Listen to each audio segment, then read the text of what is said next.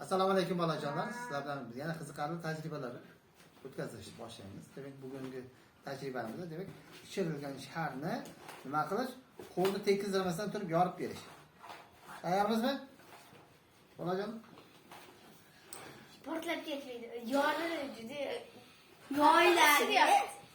Ota, menga tegadi. Demak, qanday qilib yoramiz buni? Apelsin suvi. Biz demak nima qilishimiz kerak? Buni qo'limizni Olovni olib qo'ying. Bunga o'tib ketadi. Ota, menga o'tib ketadi.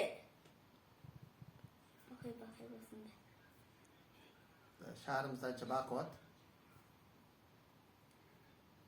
Negadir bu umuman Yana sepilyapti. lekin portlamayapti. Yana bitirqini. Qattiq sepishimiz kerak edi. Faqat ehtiyot bo'lamiz.